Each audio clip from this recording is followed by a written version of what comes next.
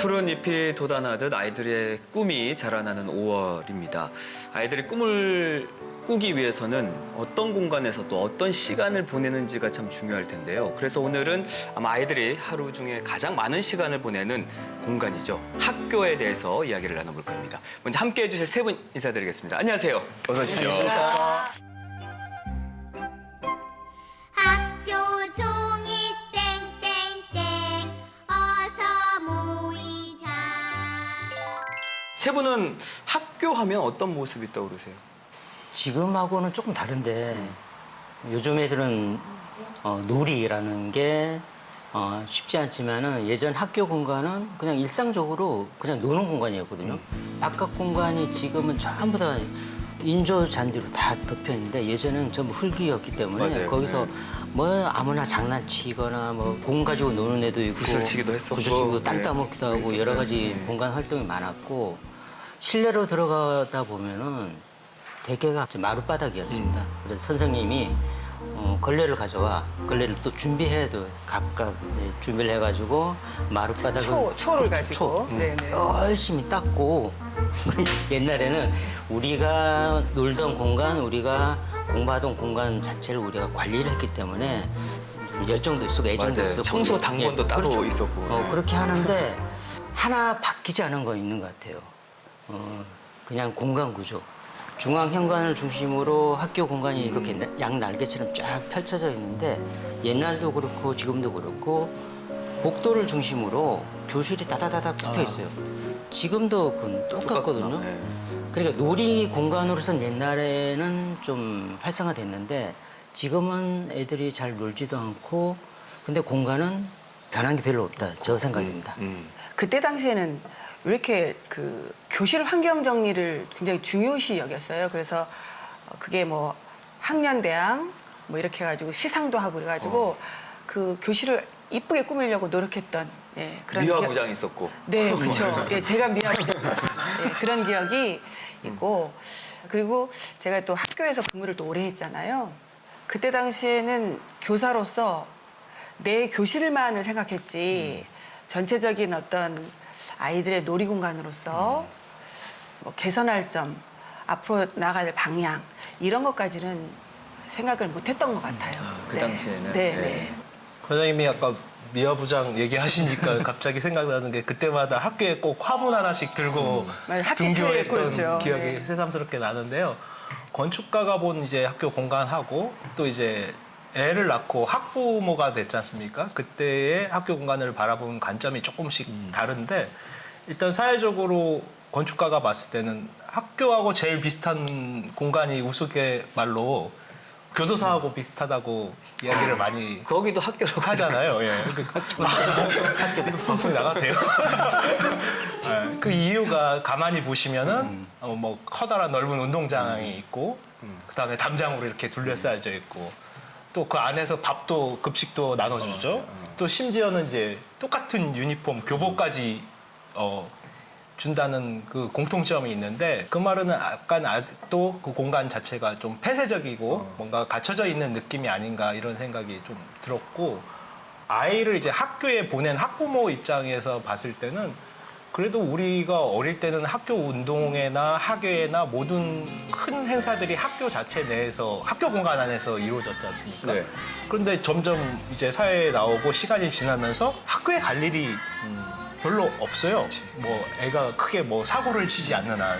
그래서 어떤 공동체들, 마을 사람들이 이렇게 모일 수 있는 어떤 집단의 공간이 학교 공간이 굉장히 중요해졌었는데 지금은 그럴 기회가 좀 없다는 게 아쉽기도 하고 그걸 어떻게 바뀌었으면 좋을까에 대한 고민을 지금 하고 있습니다. 그때 당시에 운동회 때 이런 때는 온 마을 사람들이 다 모여가지고 거기서 뭐 김밥도 같이 먹고 왕국기 다 달고. 네, 그렇죠. 마을 잔치였죠. 예, 그 조금 더 저도 서귀포 출신이고 아나운서님도 서귀포 출신이라서 서귀포 초등학교 운동장을 기억해 보시면 지대가 도로보다 되게 낮아요. 그러니까 그 운동회가 열리면 그 도로 위에서 온 다 동네 볼수 있잖아요. 사람들이 예, 담장 밑으로 그 학교 내부에서 행사하는 모습들을 다 관람하고 뭐 저절로 그냥 스탠드가 되고 이런 공간의 기억들을 맞아요. 가지고 계시죠. 어떻게 보면 예. 동네 잔치였었는데. 그렇죠. 근데 그랬던 학교가 최근에 변화를 맞고 있잖아요. 그렇죠. 이게 반성에서부터 시작되는데 왜냐면 학교 공간이 굉장히 인륜적이다 보니까 학교 교육도 일방적이고 획일적이고 선생님 한 사람이 대부분 학생 한 뭐 20-30명이 한 선생님을 바라보는 거예요. 일대식 선생님 수업. 그러니까 네. 선생님은 또 1대1 눈이 아니고 전체로. 20-30명 눈을 이렇게 바라보고 그런 시스템에서 계속 일률적으로 일방식 교육이죠. 그거의 반성에서부터 이제 시작이 되는데 어쨌든 2015 교육과정이 도입되면서 그러다가 2019년에 학교 공간 재구조화, 뭐 학교 공간 혁신이라고 부르는데 그게 이제 시작이 됐고 그게 제주에서만 시작된 게 아니고 전국적으로 전임 그러니까 정부에서 뉴딜 정책 일환으로 이제 시작이 됐는데 가만 보면은 그때 특징적인 게 딱 하나 있습니다. 저는 딱 하나라고 보는데 학교의 주인은 누구라고 보십니까? 학교의 주인. 아이들이겠죠. 그렇죠. 학생. 아이들이라고 보죠. 학생이죠. 네. 정작 학교에 가서도 애들 진짜 애들이 중심이나 이렇게 딱 보면 애들이 중심이 아니에요. 제주도 내 학교 공간 재구조한 학교가 한 20여 곳 되는데 거기에 건축가들이 직접 들어가서 촉진자가 되면서 학생들하고 대화를 해요. 대화를 하다가 학생들도 공간에 대한 생각이 전혀 없었는데 그러면서 공간에 대한 거를 생각을 하게 되죠. 내가 사는 공간, 내가 학교에서 어떤 공간이 내가 좀 바람직할까? 우리 그러니까 밑에 후배들을 위해선 어떻게 해주면 될까? 애들이 깨우치기 시작한 겁니다. 그렇게 수업으로 연결되고 그 결과물로 나오거든요. 또 그 결과물을 학부모도 이제 공유를 하게 되는데 제주 교대 부설 초등학교 가 보면은 저 학교 공간을 좀 직접 이제 바꾸신 분이신데 본관하고 저 서쪽에 있는 건물하고 이렇게 마주하는 공간이 있어요. 실내 공간이지만은 그냥 아이들이 스쳐 지나가는 공간인데 거기에 사회 공간이라고 그 공간을 뭔가 좀 꾸밀 수 있게 만들자. 애들이 상상도 하고 혹은 뭐 갤러리도 되고 작품 활동도 하고 뭐 여러 가지 하는 공간으로 바뀌었는데 직접 가보시면 애들이 거기서 잘 놀아요. 그런 공간을 만들었고 또 중학교 가보면 제주도 내 한림여 중에 플레이스 또또시라고 거기도 학교 바깥 공간인데 죽어있던 공간을 아이들이 이렇게 살려냈어요. 그러면서 벽면은 포토존으로 하자면서 애들이 사진도 올리고 그런 활동이. 그러니까 새로 건물을 이렇게 짓는 게 아니고 네네. 공간에 어떤 변화를 주는 거네요. 그렇죠. 그렇죠. 구조를 바꾼다든지. 근데 말씀을 들어보니까 그냥 단순히 건축가가 가가지고 그렇게 한 게 아니고 뭐 아이들이 참여를 하고 네. 학부모가 참여하고 이런 사업인 거예요? 네, 그렇죠. 저희 제가 있던 동광초등학교인 경우는 학교가 도로보다 높이 있어요. 높이 있었기 때문에 정문에서 학교 건물을 이제 가려면 엑셀을 밟아가지고 올라가야 됐어요. 그러니까 애들이 다니는 보행로하고 도로가 구분되어 있지 않아서 굉장히 위험했고 그 앞에 큰 사고가 나서 어떤 친구는 뭐 1년여 동안 입원했던 그런 사건이 있었거든요. 제가 가서 보니까. 그래서 학교에서 바꿔야 될 곳이 어딘가 해서 아이들과 찾기 시작했어요.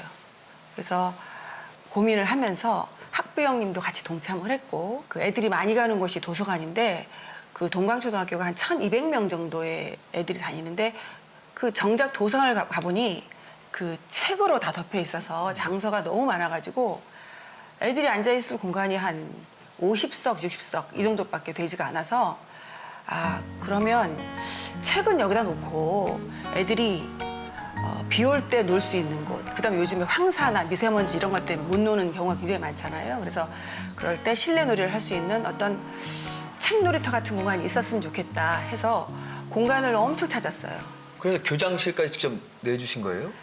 네, 그래서 그런 공간을 좀 찾았어요. 근데 이 교장실 앞에 공간이 정말 진짜 명당이었어요. 네, 우리 권정우 소장님도 오셔서 알겠지만 앞에 한라산이 보이고 2층이고 그런 명당이었는데 사실 저도 속은 아깝죠. 그래도 이 공간밖에 없겠다. 그래서 이제 아이들과 또 학부형들과 같이 의견을 모아서 우리 운영위원회 학부모회 그래서 사업을 시작하게 됐죠. 이 책을 제가 가지고 왔는데요. 이게 이제 우리 동강초등학교에서 그 학교 공간 혁신을 했던 그 프로젝트를 담은 백서예요. 그래서 꿈담이라고 해서 1년 반 동안 했던 역사가 다 들어 있어요. 근데 여기에 보면 제가 보여드릴 게 우리 아이들한테 그냥 너희들이 가지고 있는 생각을 한번 말해봐. 이걸로 어떤 계획을 하기엔 모자람이 굉장히 많더라고요. 그래서 아는 만큼 보인다. 그런 생각이 들어서 우리 아이들을 데리고 2박 3일로 학부모님과 같이 서울하고 경기 이런데 아주 디자인이 잘 된 건축물 이런 곳들을 다 다녔어요. 그래서 그때마다 뭐를 기록하게 하고 느낌을 기록하게 하고 한 다음에 그날 저녁에는 우리 학교에다가 가져올 것, 가져왔으면 좋을 것 이런 것들을 이틀 동안 계속 저녁마다 워크숍을 했어요. 그런데 애들이 학교를 이렇게 돌아다니고 도서관을 돌아다니면서 진짜 안 보던 안목이 생긴 거예요. 이런 것들을 스스로 알아가지고 그거를 반영했으면 좋겠어요. 이런 구체적인 것까지 저한테 이렇게 제시할 수 있더라고요. 네. 근데 앞에 아까 말한 사용자 참여 설계 부분에 대해서 어떤 스토리로 진행이 되냐면 일단 아이들이 이제 공간이 무엇인가에 대한 생각을 한번 해볼 수 있는 기회를 줍니다. 그리고 이제 인사이트 투어라고 해가지고 지금 서울의 좋은 공간을 보고 오셨는데 늘 보던 공간 말고 정말 괜찮은 디자인의 건축적인 공간들을 아이들하고 그다음에 선생님, 학부모하고 같이 갈 수 있는 꼭지를 하나 만들어줘요. 서기중학교 학생들을 데리고 이땀이 준 건축물을 보여주고 이땀이 준 사무실을 직접 데리고 가는 경험도 있습니다. 소개는 제가 했습니다. 그래가지고 돌아왔는데 나중에 학교에 민원이 들어온 거예요. 왜요?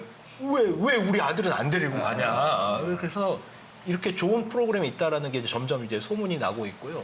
아니 근데 이렇게 변화가 필요했던 이유는 뭐라고 보세요? 학교 공간이 지금 굉장히 다이나믹하게 바뀌고 있는데 어쩌면 2019년부터 이렇게 본격적으로 시작됐고 그렇다고 예전에도 없었던 건 아닙니다. 1990년대 후반부터도 그때는 어떤 개념이냐면은 열린 교육이 활성화되기 시작하면서 학교 공간을 열기 시작한 거예요. 2001년도에 생긴 우리 제주도의 한 학교라고 하겠습니다. 굉장히 거대한 학교인데 그 학교 처음에 지을 때 복도를 없앴어요. 저 복도하고 교실 사이에 벽을 아예 다 텄어요? 예, 처음부터 그렇게 해서 이제 설계를 한 거예요. 근데 문제가 생기기 시작한 겁니다. 학생 수가 30명 넘는데 와글와글 박자걸 수업이 안 돼요. 그래서 다시 벽을 세우는 총극이 발생해서 예, 그게 열린 교육의 처음엔 실패작이었고 그러니까 열린 교육이라는 거는 머리를 열어야 되는데 그냥 공간만 열면 모든 게 다 서울에 있는 학교처럼 될 걸로 착각을 한 겁니다. 그런 좀 오판도 있었지만은 지금 시작되는 학교 이제 공간 혁신 사업은 학생들이 얼마만큼 재미있게 그 공간에서 활동할 수 있게끔 만드는 게 주안점이고 그러니까 학교 공간 혁신은 굉장히 작은 단위에서 이루어지고 여러 학교에서 좀 바뀌는 공간을 또 재미있는 공간을 많이 만들었으면 좋겠습니다. 그럼 이렇게 해서 공간의 변화를 줬어요. 그럼 그 공간의 변화로 실제로 달라진 것들이 있을까요? 애들한테 어떤 변화가 있냐면 페인트를 칠합니다. 페인트를 칠하면 그 다음 날 바로 낙서가 돼요. 예, 막 연필 낙서, 누구 욕 쓰고 막 그다음에 실내와 발자국으로 막 거기다가 막 벽에다 낙서 하고 그런 일이 굉장히 많았는데 그 도서관은 거의 1년을 사용했는데 그런 자극이 없어요.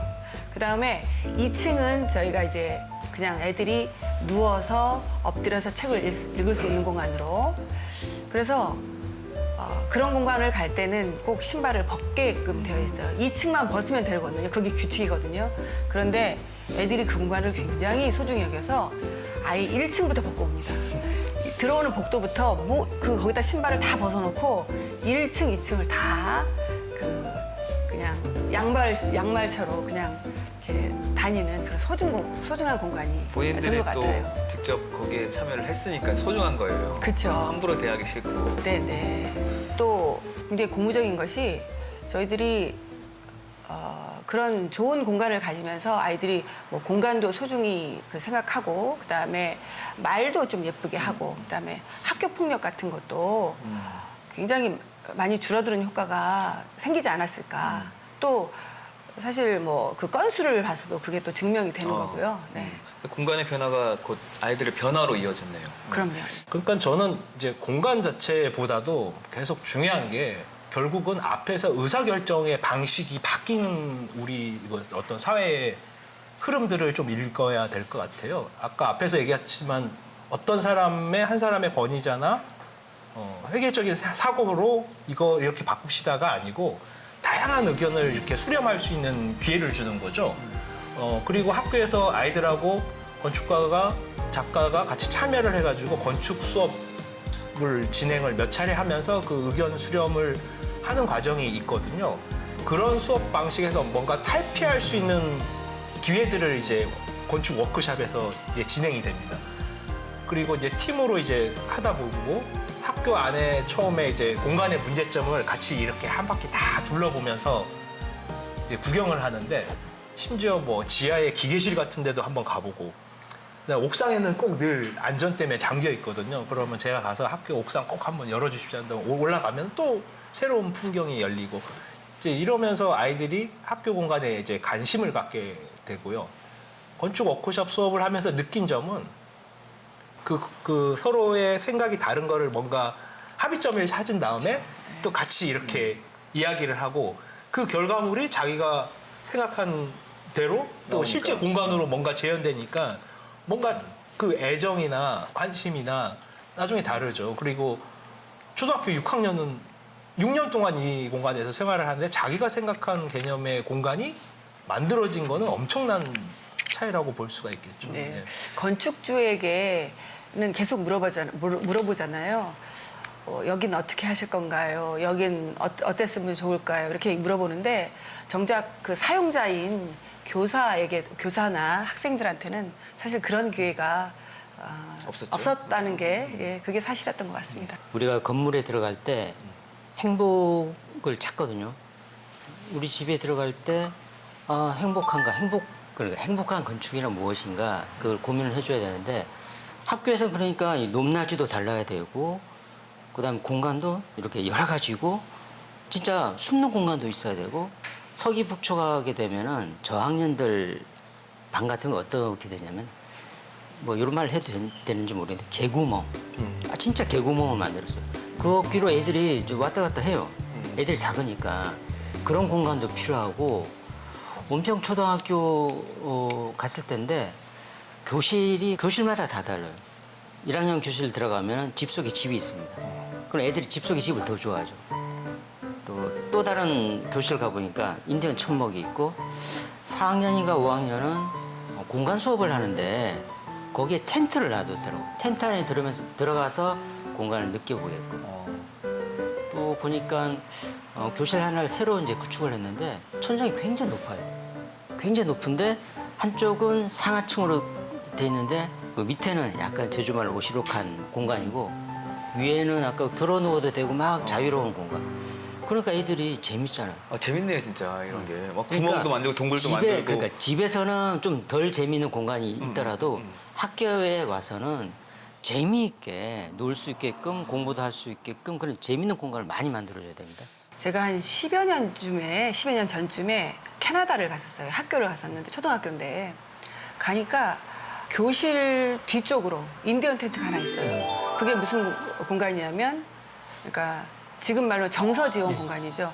애들이 화가 나거나 뭐가 내 뜻대로 안 돼가지고 뭐 마음이 불편하가 이럴 때 선생님께서 그래 저기가 있어. 그러면 얘가 들어가서 가만히 있다가 마음이 풀리면 나오는 공간이에요.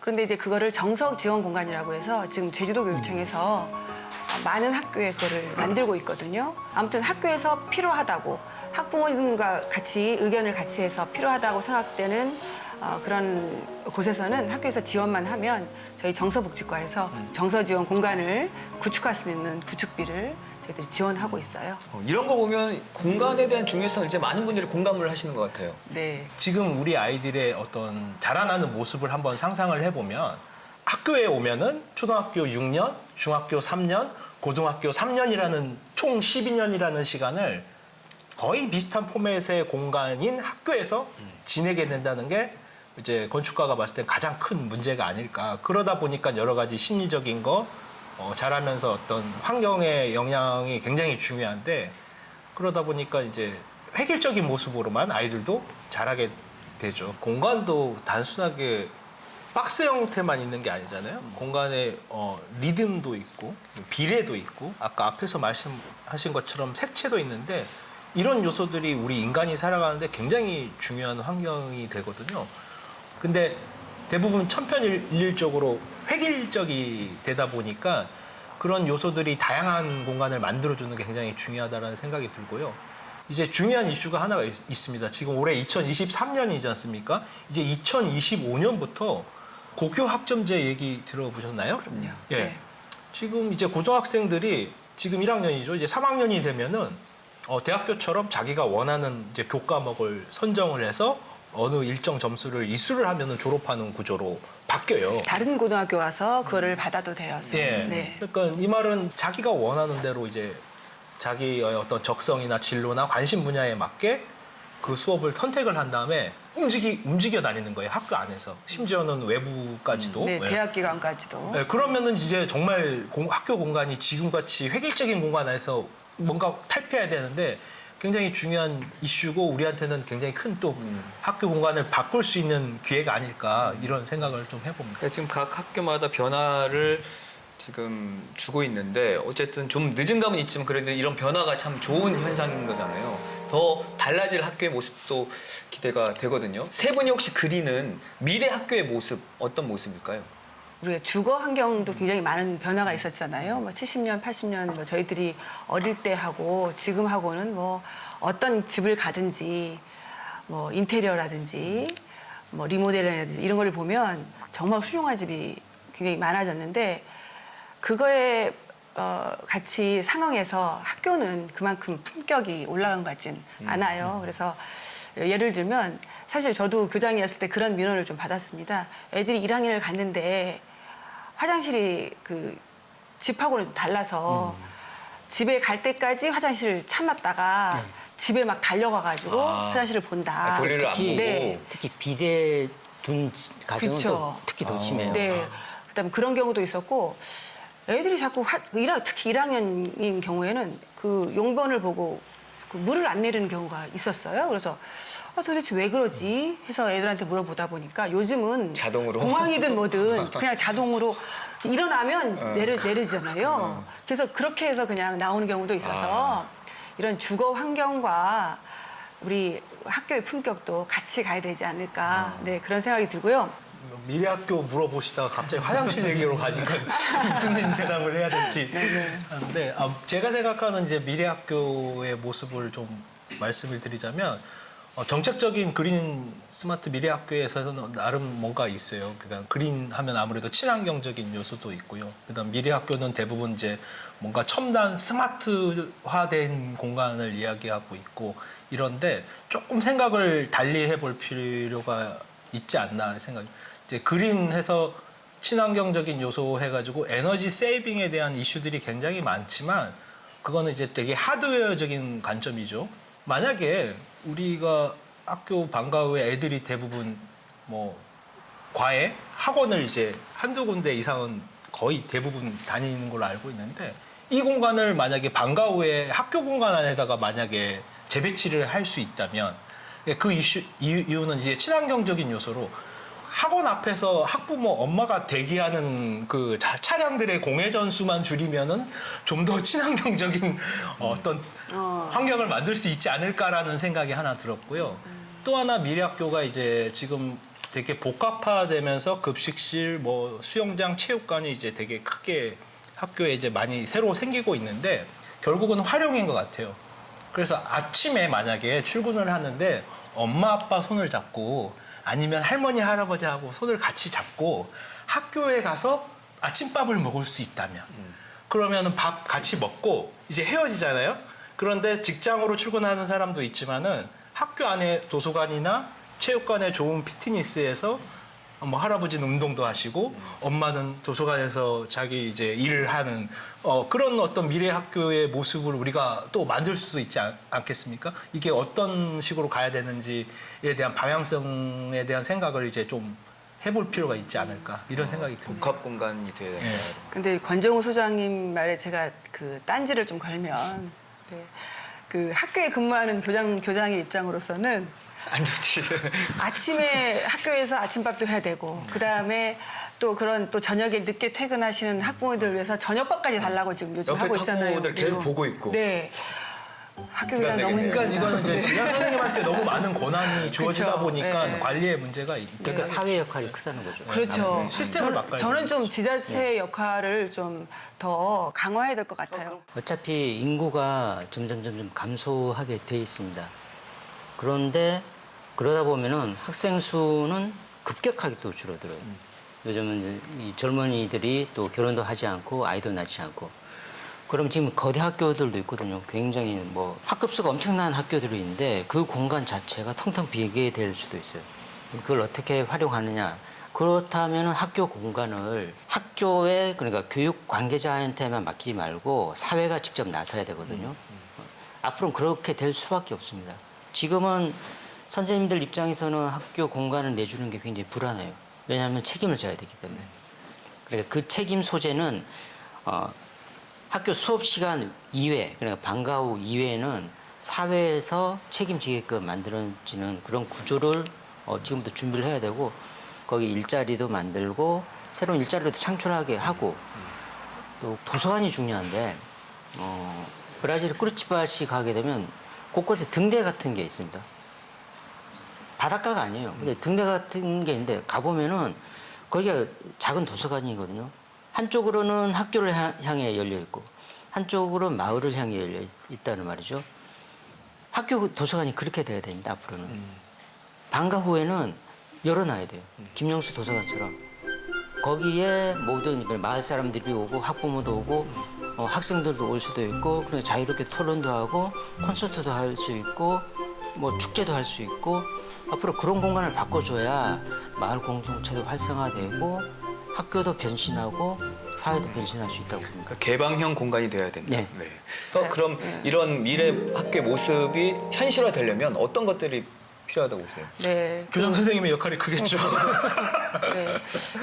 그렇죠. 제가 뭐 저희들이 그 할 수 있는 역할은 다 해야 되겠죠. 교장으로서. 결국은 지금 좀 이제 도 정책하고 이제 교육 정책하고는 조금 이렇게 선이 그어져 있는데 이게 통합적으로 뭔가 우리 제주도, 우리 도시를 어떻게 만들 것인가에 대한 문제인 것 같아요.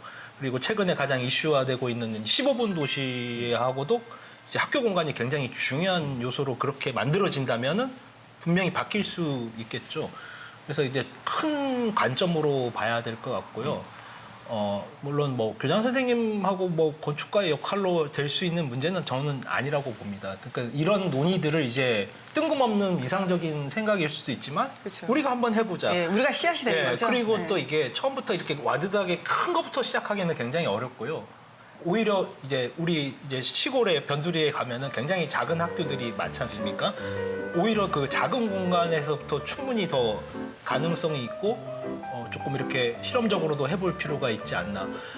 제가 많이 경험해봐서 느낀 점은 이제 학교 예산들이 이제 뭔가 정책 사업이 내려오면 이게 다 골고루 뿌려져 버린다는데 좀 문제가 있다라는 생각이 많이 들어요. 뭔가 우리가 테스트 베드로 하나라도 제대로 만들어 놓고 한번 실험을 해본 다음에 야 어때? 이게 좋아? 나빠? 이런 피드백도 좀 해보고 그거에 대한 어떤 검증 결과로 또 다시 더 좋은 공간을 만들 수가 있는데 이런 과정이 없어요. 뭘 시도해 볼 만한 예산이 안 된다는 거잖아요. 그런 게 가장 클 수도 있지만은 그런 노력을 한번 해보자 이런 생각이 듭니다. 그리고 이제 기본적으로는 학교는 아주 굉장히 커다란 운동장이 있고 건물이 둘러싸여 있고 담이 있고 그게 이제 고정된 생각이거든요. 앞으로 이제 20, 30년 후에 도시가 어떻게 변할 건지 그 예측을 한번 하는 게 필요해요. 전혀 주변에 숲이 없는 공간은 학생 수 빠져나가는데 그러면 학교 운동장을 그냥 축구공만 주고 하는 운동장이 아니고 여기를 운동장을 숲으로 만들어 보자. 그 장기적으로 그런 생각을 하면서 각각의 학교도 서로 다르게 공간 배치를 하는 거예요. 미래 학교는. 그러기 위해서는 교장 선생님 역할로는 안 되죠. 교육청 역할로 안 되죠. 이 도지사가 직접 나서 가지고 교육감하고 손잡고 우리 장기적으로는 20, 30년 후에 인구가 어느 지역은 완전 사라질 테니까 이 지역의 학교는 뭔가 이제 핵심적인 역할을 할 수 있도록 하자. 저 지역의 학교는 인구가 계속 뭐 집중돼 있으니까 요 지역의 학교는 좀 더 이제 이 문화적인 콘텐츠를 집어넣죠. 그런 식으로 좀 더 차별화된 생각도 필요하고. 공간혁신 사업은 이제 시작이고요.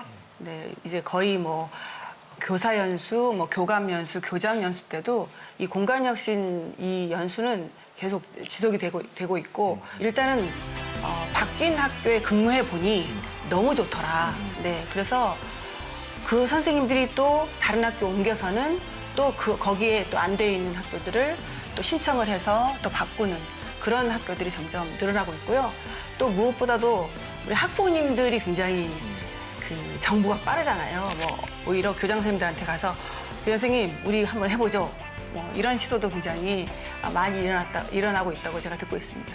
그러니까 저도 학교 가서 하면은 결과물로 가지고는 또 긍정적이고 좋은 방향성을 다 인지를 하는데 실제로 학교 내에서 이거를 작동시키려면 누군가가 이거를 담당해서 맡아야 되는데 아무래도 선생님들의 부담이 처음에는 굉장히 큽니다. 그래서 교육청 안에서도 뭔가 이렇게 이거를 코디해 줄 수 있는 그런 어떤 전담 부서라든가 하나의 기획 사업이거든요. 이게 쉽지는 않습니다. 네, 이런 게 좀 지원이 됐으면 좋겠다 그런 생각이 듭니다. 우리 소장님의 말씀이 이해가 됩니다. 네, 조금씩 이렇게 바뀌어가는 학교의 모습이 참 반갑고 네. 또 기대가 되네요. 저희 그 모교도 좀 해주세요. 지금 학생 수 감소하고 지금 좀 문제가 많던데. 작년에 100주년 해가지고 굉장히 큰 행사를 하고 있는데 좀 제주시 끝에 제주 북초, 그다음에 서귀포의 남쪽의 끝에 서귀포 초등학교가 있는데 도시가 확장되면서 점점 밀도들이 이제 산 쪽으로 올라가다 보니까 원도심 지역이 많이 쇠퇴되고 있는데 서귀포 쪽에서도 뭔가 좋은 이슈들이 있었으면 좋겠습니다. 기다리겠습니다. 그리고 또 교가 제가- 한번 부를까요? 이러시기 있습니까?